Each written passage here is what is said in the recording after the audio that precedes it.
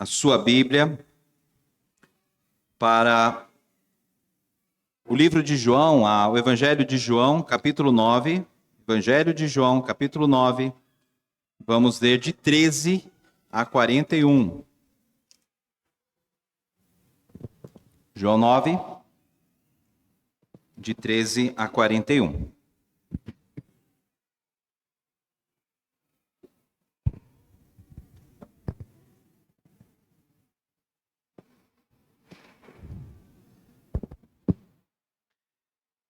Levaram aos fariseus aquele que antes era cego, e era sábado, o dia em que Jesus fez a lama e lhe abriu os olhos. Então os fariseus lhe perguntaram outra vez como podia ver. Ele respondeu: Ele pôs lama sobre os meus olhos, lavei-me e agora estou vendo. Por isso alguns dos fariseus diziam: Esse homem não é de Deus porque não guarda o sábado. Mas outros diziam: Como pode um homem pecador fazer sinais como estes? E houve divisão entre eles. De novo perguntaram ao cego: O que você diz a respeito dele, uma vez que lhe abriu os olhos? Ele respondeu: É um profeta. Os judeus não acreditaram que ele tinha sido cego e agora podia ver, enquanto não chamaram os pais dele e lhes perguntaram: É este o filho de vocês que vocês dizem que nasceu cego? Como é que agora ele está vendo? Então os pais responderam: Sabemos que este é o nosso filho e que nasceu cego, mas não sabemos como agora está vendo. E também não sabemos quem lhe abriu os olhos. Perguntem a ele, pois já tem idade e poderá falar por si mesmo. Os pais dele disseram isso porque estavam com medo dos judeus, pois estes já tinham combinado que se alguém confessasse que Jesus era o Cristo, seria expulso da sinagoga. Foi por isso que os pais dele disseram: Ele já tem idade e poderá falar por si mesmo. Então chamaram pela segunda vez o homem que tinha sido cego e lhe disseram: Diga a verdade diante de Deus. Nós sabemos que esse homem é pecador. Ele respondeu: Se é pecador, não sei. Uma coisa eu sei: eu era cego e agora vejo. Perguntaram-lhe outra vez: O que ele fez a você? Como lhe abriu os olhos? Ele respondeu: Já lhes disse, mas vocês não ouviram. Por que querem ouvir outra vez? Por acaso vocês também querem se tornar discípulos dele? Então o insultaram e lhe disseram: Discípulo dele é você. Nós somos discípulos de Moisés. Sabemos que Deus falou a Moisés, mas este nem sabemos de onde é. O homem respondeu: É estranho que vocês não saibam de onde ele é. Mas ele me abriu os olhos. Sabemos que Deus não atende a pecadores. Pelo contrário, se alguém teme a Deus e pratica a sua vontade, a este atende.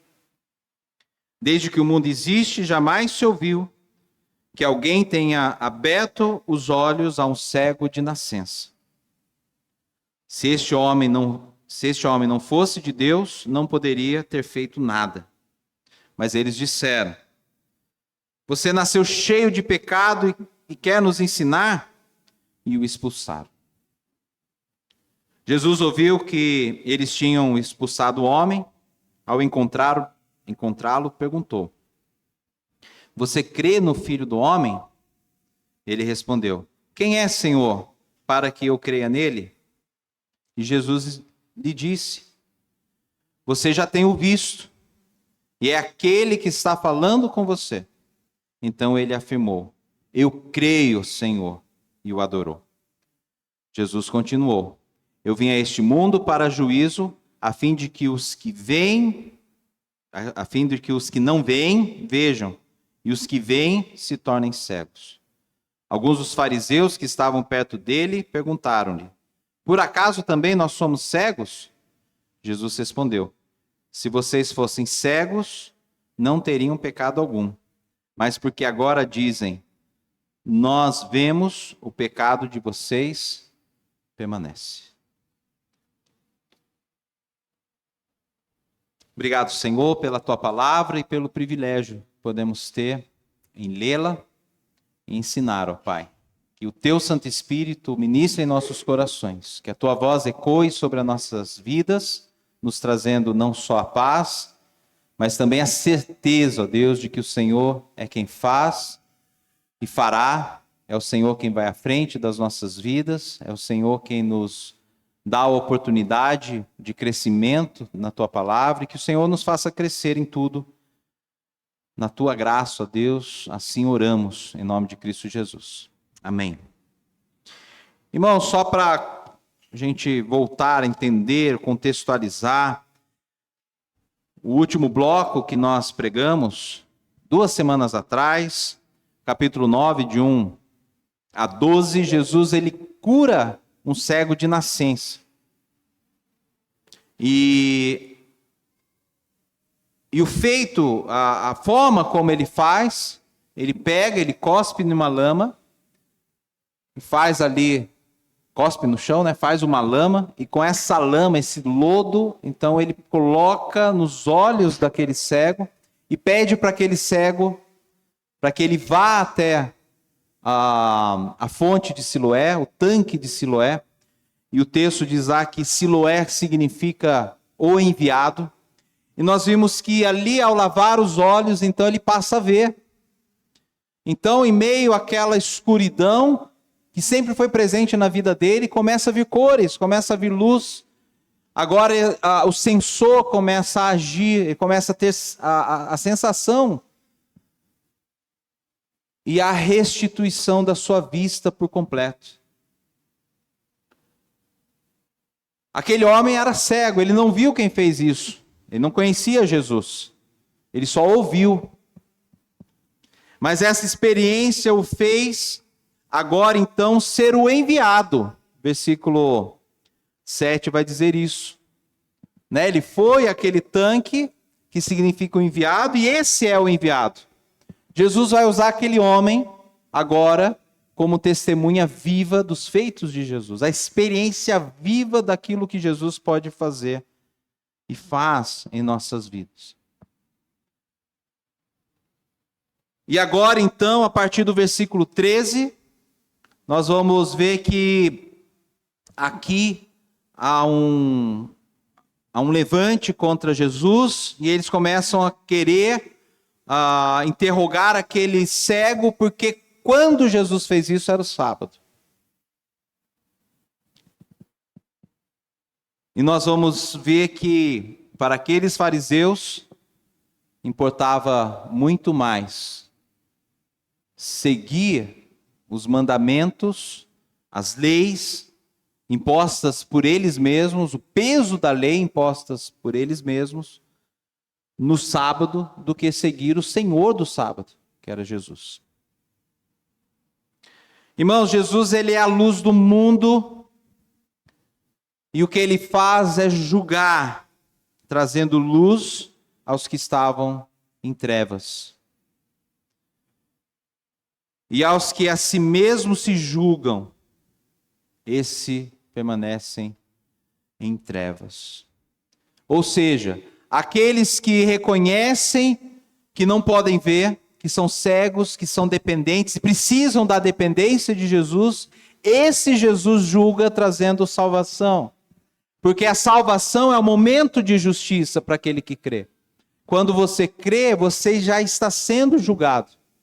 Quando você crê, Jesus já está dizendo: olha, paguei o preço por você na cruz, e o meu sangue agora valeu a sua liberdade, e já somos livres. Espiritualmente, agora então, da cegueira espiritual, das trevas, então passamos dessas trevas para uma maravilhosa luz. Assim, quando nós aceitamos o Senhor Jesus Cristo. Quando estamos então em Cristo, passamos a ver aquilo que não víamos antes. Lá em Isaías 9, 1 e 3, tem uma promessa sobre Jesus. Diz assim: mas para a terra que estava aflita, não continuará a escuridão. Deus, nos primeiros tempos, tornou desprezível a terra de Zebulon e a terra de Naftali, mas nos últimos tempos tornará glorioso o caminho do mar além do Jordão, Galileia dos gentios. O povo que andava em trevas viu grande luz, e aos que viviam na região da sombra da morte, resplandeceu-lhes a luz. Tu, Senhor, tens multiplicado este povo e aumentaste a sua alegria. Eles se alegram diante de ti, como se alegram no tempo da colheita e como exultam quando repartem os despojos. Irmãos, isso aconteceu quando Cristo se tornou redentor da humanidade. E quando agora entendemos o processo da grande comissão que Jesus deixou, as coisas se encaixam muito bem nesse versículo. Porque Cristo, ele salvou com um objetivo, não apenas de nos tirarmos das trevas, trazer para a sua luz, mas como este homem que era cego passou a ser o quê? Testemunha daquele a quem ele tinha salvado. Daquele a quem ele tinha resgatado. Aquele homem foi salvo e passou agora a ser testemunha de Cristo. Assim somos nós. Estamos estudando Atos de manhã. Estamos ouvindo sobre Atos na pregação da manhã. E se você não tem vindo, você é convidado a vir para este culto de domingo de manhã. Nós temos aprendido que é pelo poder do Espírito Santo que a igreja avançou. E aqui essa promessa feita aos judeus acontece em Atos. Porque essa grande multidão é o povo de Cristo. Os povos vendo a luz são os povos salvos. Jesus vai dizer: vocês são a luz do mundo. Vocês são o sal da terra. E quando ele fala nessa expansão que podemos ver nesse versículo de Isaías, é a igreja saindo para ser luz ao mundo de trevas.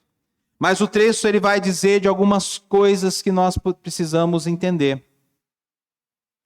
Primeiro, nós vamos ver um julgamento, ou melhor, é um julgamento, mas não, aqui é um interrogatório, mas já com julgamentos, com a intenção de julgar ali o cego, fazer algumas acusações, enfim. E nós vamos ver que, primeira parte, capítulo 13 até os 16, parte A do 16, nós vamos ver um legalismo da parte dos fariseus. O legalismo é algo que nos cega. Irmãos, nós devemos andar na linha. Nós não podemos ser nem liberais, e nós somos liberais quando nós tiramos o peso que a palavra tem e deixamos de andar conforme a palavra do Senhor. E aí então nós nos tornamos legalistas nesse ponto. Quando tiramos o peso da palavra de Deus. Peso que ela tem. Agora, quando também nós andamos com peso a mais a palavra de Deus, isso é legalismo. Um é liberalismo. Eu falei legalista agora, talvez eu tenha confundido os irmãos. Falei, né? Então, voltando aqui. Quando tira o peso que a palavra de Deus tem um peso natural. Quando a gente tira algo da palavra de Deus, quando a gente vem com relativismos, não é bem assim que a palavra de Deus diz. Ou quando a gente fala, mas não é. Isso se torna o quê? Isso é liberalismo. É você ser liberal. Você tirar aquilo que a palavra de Deus tem para um conforto natural seu. Então, para justificar erros, justificar pecados, justificar ações, você tira o peso que a palavra de Deus tem. Isso é ser liberal. Agora, quando você faz o inverso disso, e muitas pessoas gostam também de ser legalistas. O que é legalistas? É o que os fariseus faziam. Eles colocavam um peso na palavra, um peso da lei, a qual ela não tinha. E muitas vezes nós podemos ser dessa forma também. colocar regras, pesar aquilo que a palavra de Deus não diz, você dizer que diz, para pesar a lei. Então não é fácil você andar onde? Na linha, nem para o liberalismo e nem para o legalismo. É um perigo quando nós andamos ou de um lado ou do outro. Por isso o Provérbios vai dizer que nós precisamos alcançar um coração reto, para que nós não andemos nem para a direita e nem para a esquerda, mas andamos de acordo com a palavra do Senhor.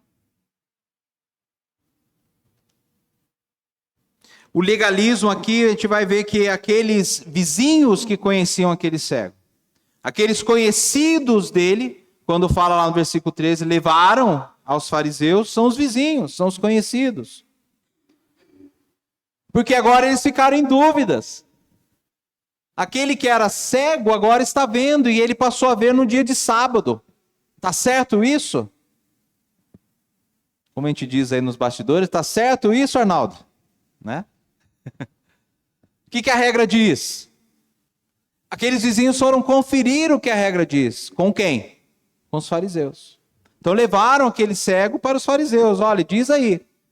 E esse que curou esse cego? Eles estavam querendo saber.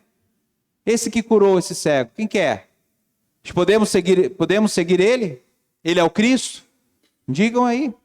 Levaram aquele cego para aquele interrogatório. O versículo 13 e 14 vai dizer exatamente isso que eu falei para os irmãos. E aí então começa o interrogatório. E eles querem saber como que você passou a ver. E aí ele fala, ele pôs lama sobre os meus olhos, lavei e estou vendo. Simples assim. Só isso. Mais nada. Não falou nada, não disse mais nada. Não, fez isso. Ponto.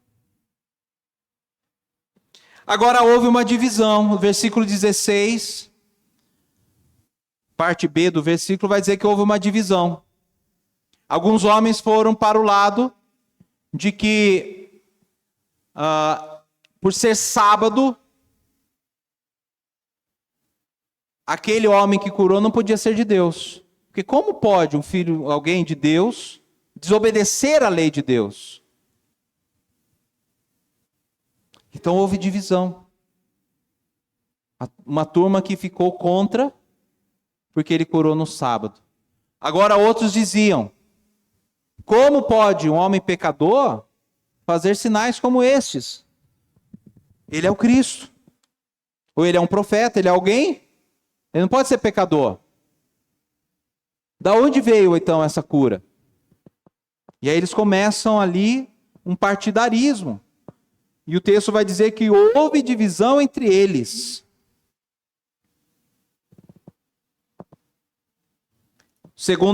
A segunda cegueira que nós podemos, às vezes, cair, é no orgulho. O orgulho religioso, o orgulho da sabedoria, o orgulho de achar que somos mais do que aquilo que estamos vendo. E eles caíram muito nisso. Versículo 19 a 23, versículo 18, desculpa. Olha o que diz. Os judeus não acreditaram que ele tinha sido cego e que agora podia ver, enquanto não chamaram os pais dele. A cegueira foi tanta que, mesmo com as testemunhas dos vizinhos que levaram ele, falando, olha, esse daqui era cego de nascença, eu estou trazendo ele aqui. E aqueles fariseus falaram, duvido, não é possível, não pode. Como cego? Não é possível que fosse cego, imagina. E aí então mandaram chamar os pais. Os vizinhos não foram testemunhas. Está vendo o tamanho da cegueira daqueles homens? Estava ali a evidência na frente deles. E eles continuaram na cegueira por conta de orgulho, de não se dobrar à palavra do Senhor, de não se dobrar aquilo que estamos vendo. Então há um interrogatório nos pais, e os pais vão confirmar, era ele sim. Agora só que ele é adulto, ele pode responder por si. Estavam com medo de confessar que ele era, que ele era o Cristo. Então o que acontece? Nós vamos ver que essa cegueira traz julgamentos precipitados. E no versículo 24, estampa muito bem isso. Eles chamaram pela segunda vez o homem que tinha sido cego e lhes disseram: diga a verdade diante de Deus. Nós sabemos que esse homem é pecador. Eles já estão afirmando. Nós sabemos que esse homem é pecador. Com base em quê? A transgressão do dia de sábado. Então estavam chamando Jesus de pecador porque achavam que Jesus tinha transgredido o dia de sábado. E aí a pergunta que podemos fazer para nós mesmos e para o texto: Jesus pecou ao curar um homem no sábado? Sim ou não? Não.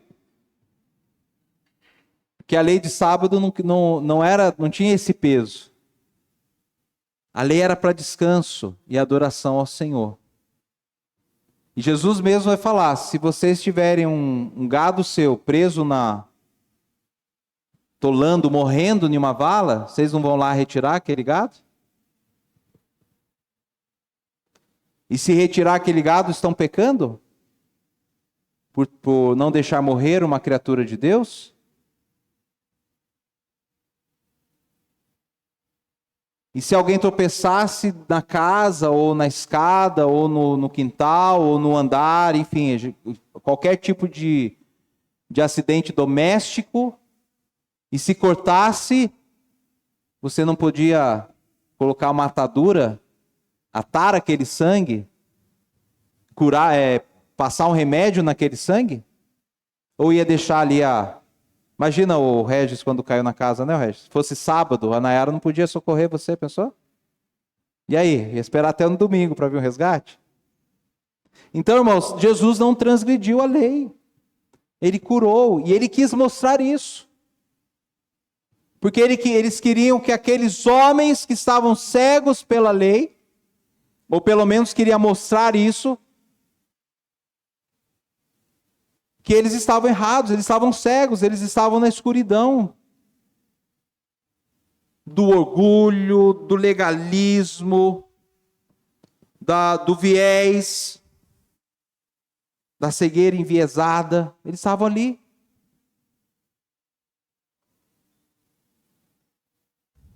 Jesus, ele não pecou. Ainda que aqueles homens se precipitassem ao julgar Jesus não era nenhum e não foi um pecador. E agora aquele cego, então, e aí faz muito sentido, quando ele vai ao tanque de Siloé, e aquele tanque significa enviado, agora é a vez do protagonismo do cego. Porque aqueles homens chamam a atenção daquele cego. Eu quero que vocês falem. Olha alguns versículos anteriores. Por que os pais não responderam aos fariseus? Versículo 22 diz que eles não responderam porque tinham medo dos judeus, pois estes já tinham combinado que, se alguém confessasse que Jesus era o Cristo, seria expulso da sinagoga. E o que significa ser expulso da sinagoga, irmãos? Eu pegar aqui o Vitor, você está bagunçando, por favor, saia. Expulsei ele da sinagoga, da igreja. Não é esse tipo de expulsão, era exclusão. E excluindo da sinagoga significa excluir do povo, das bênçãos, do meio de Israel. Se pegar a lei lá atrás, esse desertor ele seria morto. Então ser expulso significava para aqueles homens: olha, você já não existe mais entre nós. Você é um pagão, você é um gentil, você é alguém que nós desprezamos. Isso significava ser expulso da sinagoga. E aquele homem com coragem, então, vai responder: diga você, se é corajoso. Diga você se é homem. Né? Diante de Deus, nós sabemos que ele é pecador. Responda você. E ele respondeu: se é pecador, não sei. Uma coisa eu sei. Eu era cego e agora vejo. E não era o que ele sabia? Se é pecador, não sei, mas eu tenho o testemunho na carne da obra dele. Me digam vocês. Eu não sei. Falam vocês. Vocês são os entendidos da lei. 26. O que ele fez a você? Como lhe abriu os olhos? Aí é que ele começou a perder a paciência, né, irmãos? Quem não perderia aqui? Aí ele respondeu: já disse, mas vocês não ouviram? O que querem ouvir outra vez? Por acaso vocês também querem se tornar discípulos dele? Então, certo tom de ironia, aquele homem coloca: olha, quer que eu fale o quê? Vou falar mais o quê? Vocês já ouviram? O que vocês querem que eu responda? Então, irmãos, muitas vezes a cegueira leva a pessoa a querer uma resposta que não tem. É você ser interrogado e não responder. Eu lembro de uma CPI que era assim, mas você tinha que responder aquilo que eles queriam. E não o que eles pensavam, ou não o que era correto, ou não o que eles estavam vendo que era o certo. Acontece isso direto na política. A gente vê aí direto isso acontecendo. Eles querem que você responda aquilo que nós queremos ouvir. E era isso que aqueles fariseus queriam do cego. Responda aquilo que nós queremos ouvir de você. Ele falou: mas eu já disse o que tinha que dizer. Eu era cego, agora estou vendo. O que mais vocês querem comigo? Então, naquela irritação também, os fariseus falou assim: discípulo dele é você, nós somos discípulos de Moisés. Sabemos que Deus falou a Moisés, mas este nem sabemos de onde é. E agora ficou feio para eles, porque levaram mais uma invertida aqui. Que ele vai dizer então: o homem respondeu: é estranho que vocês não saibam de onde ele é, mas ele me abriu os olhos. E aqui agora ele se torna um teólogo, né? Que ele vai dizer: ó, sabemos que Deus não atende a pecadores. Teologia. Pelo contrário, se alguém teme a Deus e pratica a sua vontade, a este atende. Ou seja, Deus só atende aqueles que são dele. Desde que o mundo existe, jamais ouviu alguém, se ouviu que alguém tenha aberto os olhos a um cego de nascença. Se este homem não fosse de Deus, não poderia ter feito nada. Ele virou teólogo. Por que ele virou teólogo, irmãos? Porque a verdade estava viva na vida dele.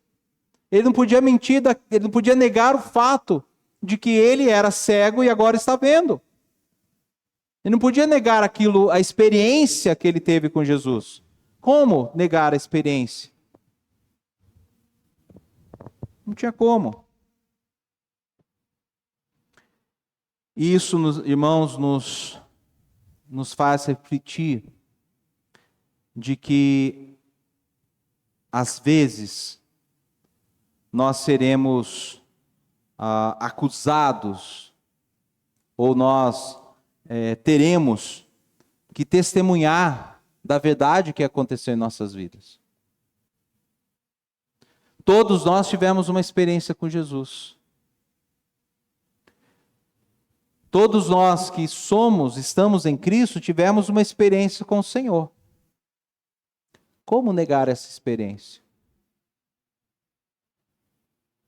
Em Hebreus, o autor de Hebreus fala: como poderemos negar a salvação?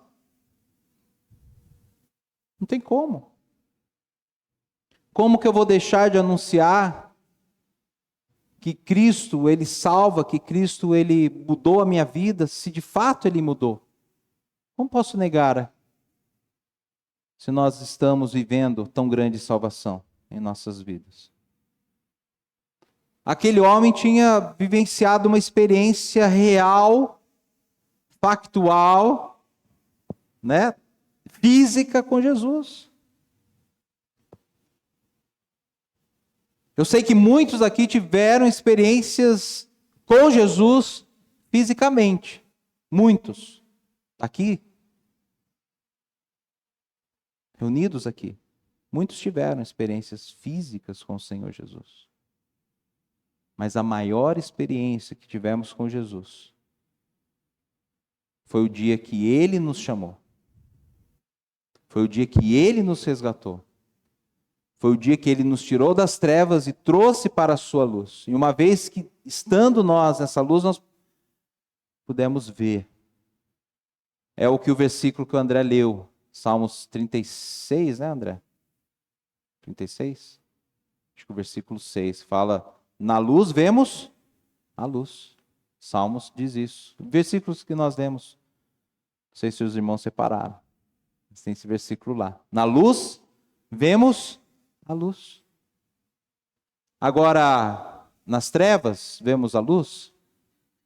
Nem de longe, irmãos. É impossível o homem por si só ver a luz. Precisa que Deus nos resgate e nos traga para a luz, para assim contemplarmos a luz. Isso é uma verdade. É a obra do Espírito Santo, não é nossa.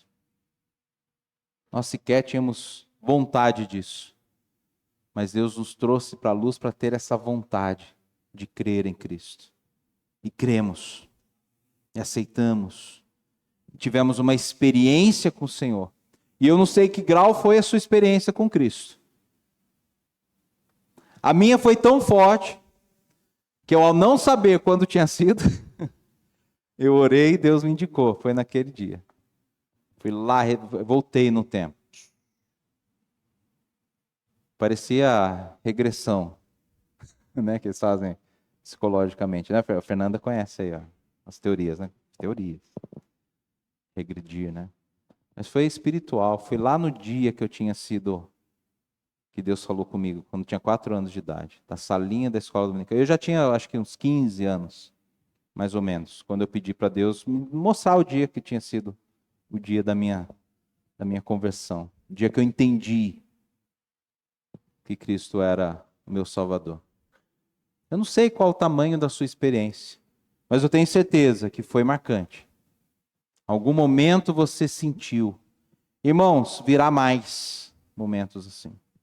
Basta o contato, basta a intimidade com o Senhor, basta a entrega sua.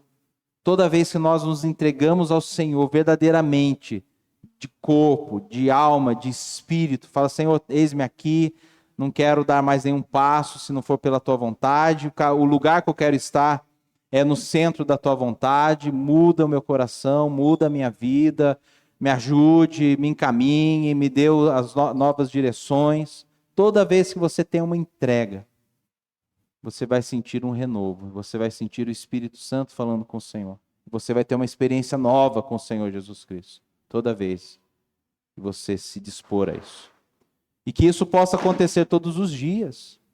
Que haja esse mover do Espírito na sua vida todos os dias. Agora, Jesus, a partir do versículo 35, até o final do capítulo, ele vai ter um encontro agora com esse cego. Ele ouve que o cego tinha sido expulso, versículo 34, ele foi expulso da sinagoga, ou seja, ó, você não é mais judeu, tá? Você não pertence mais a isso aqui. Irmão, vocês acham que ele estava preocupado com essa situação? Você acha que aquele cego saiu dali preocupado em ser chamado de judeu ou não? Não. Por quê? Porque ele estava agora vendo. Estava agora contemplando a realidade das coisas. E quando então Jesus encontra aquele homem, ele fala assim, você crê no Filho do Homem? E aquele que era cego respondeu, Quem é, Senhor? Para que eu creia nele. E Jesus lhe disse, olha que ironia, irmãos. Você já o tem visto. Ele tinha visto Jesus já? Sabia quem Jesus era? Fisicamente falando? Sim ou não? Não, né? Por quê? Por que não? Porque quando ele era cego, Jesus não se mostrou para ele. Jesus não foi lá e abriu os olhos dele para que ele visse a Jesus. Seria maravilhoso, mas não foi esse o propósito. E aqui uma grande lição que nós devemos tomar. Que Deus tem um propósito para cada um de nós quando nos salvou. Eu já vi muitas pessoas falando, mas por que Jesus usava esse tipo, fez cura dessa forma, no outro lá fez uma cura desse outro jeito, para aquele outro, ele falou, vou jantar na sua casa, para o outro falou, olha, quem tocou nas minhas vestes e assim por diante. Não tem um modus operandi, né, certinho. Jesus fez isso, agora ele chamou, ou todo cego ele vai lá, faz uma lama e passou. Não tem. Ele fez um propósito, isso significa que a nossa salvação é individual e única, exclusiva para nós. A irmã Sueli foi salva de um jeito, o irmão Ângelo de outro, totalmente diferente. O Robson de outro, totalmente diferente. A Nayara de outro, totalmente diferente. Por quê? Porque Deus tem um propósito. Eu lembro do irmão Daí falando como foi a conversão dele. Começou a ler a Bíblia, começou a entender, o Espírito Santo foi falando e tá, daqui a pouco ele... Pedro Félix, na prisão lá em Cristianópolis, se eu não me engano. Pedro Félix era um prisioneiro e foi levado, John Glass foi lá, entregou uma Bíblia para ele. E ele falou assim, o que eu vou fazer com essa Bíblia? Eu sou analfabeto, não sei ler. O que o Espírito Santo fez? Vou te ensinar a ler. O Espírito Santo ensinou ele a ler. Ele aprendeu a ler através da Bíblia. Ele aprendeu a ler através da Bíblia.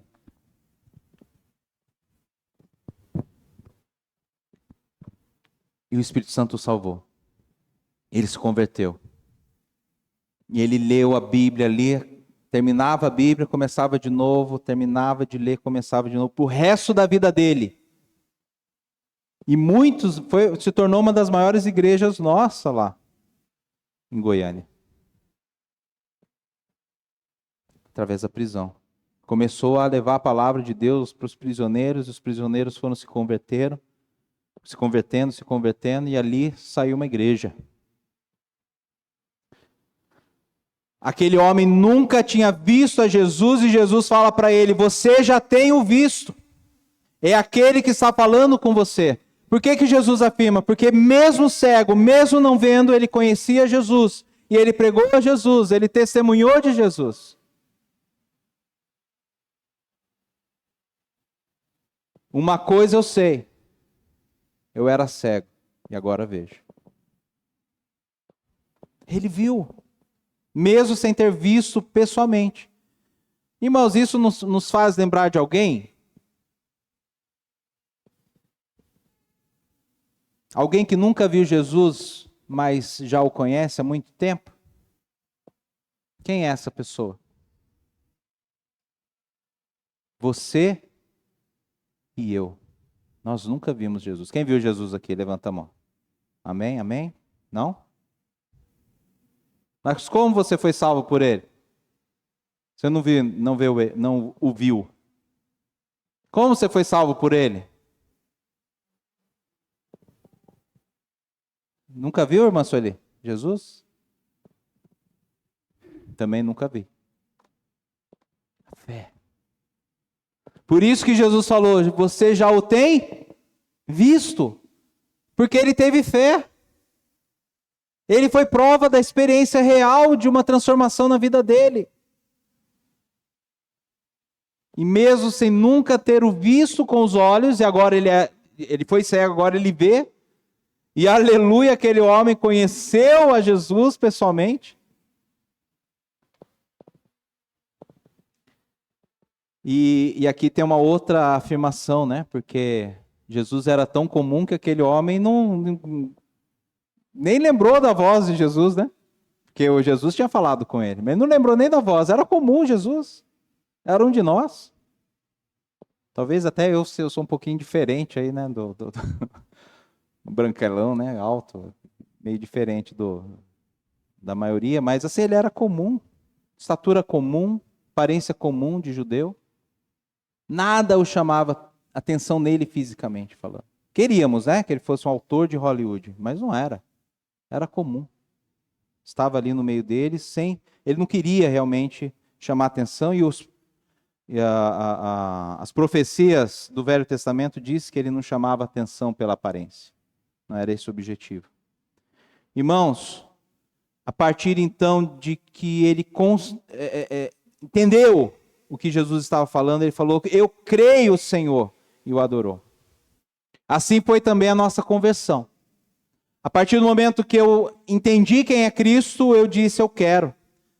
E foi uma professora lá da escola dominical que falou assim: olha, você precisa de Jesus, tome todo o seu coração. Não é apenas um pedacinho, não. Todo o seu coração. O mal quer um pedacinho. O mal quer ir roubando o seu coração aos poucos. Mas Jesus, ele quer o coração inteiro. E aí eu entendi que eu queria esse Jesus. Mesmo pequeno, 4 aninhos de idade. Eu entendi quem era Jesus. E por que eu precisava dele. E eu sei que cada um de vocês também entenderam no momento da salvação. E com certeza vocês falaram: eu creio, Senhor, e o adorou. E aí Jesus vai dizer uma verdade, que muitos no mundo, ele veio para juízo, a fim de que os que não veem, vejam, e os que veem se tornam cegos. E ele vai explicar isso quando pergunta. Porque o orgulho traz cegueira, o legalismo traz cegueira, e a cegueira enviesada é terrível para o homem. Porque essa cegueira, esse orgulho vai dizer assim: eu sei. Eu sigo, eu tenho uma religião, eu nasci nessa religião, eu vou morrer nessa religião.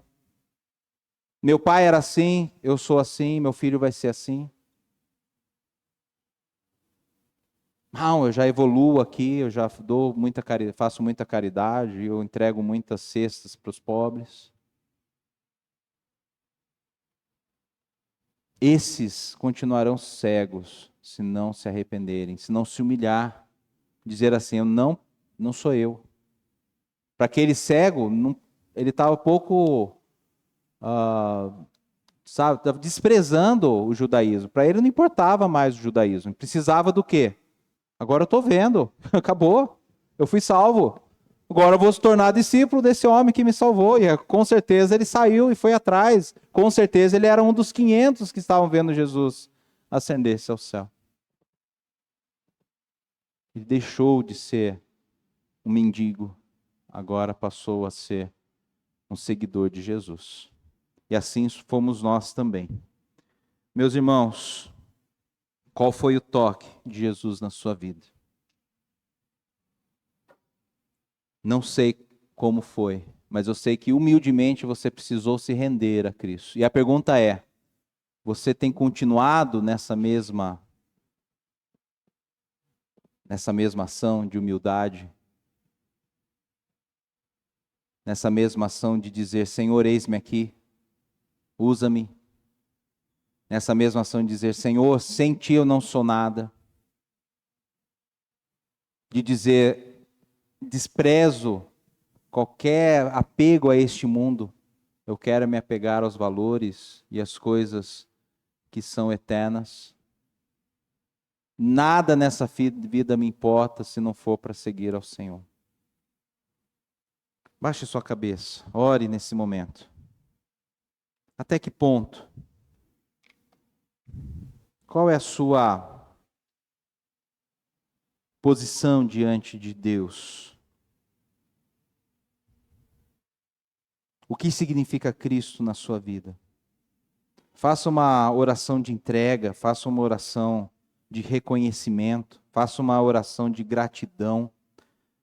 Louve ao Senhor, adore como esse cego fez. Eu creio, Senhor.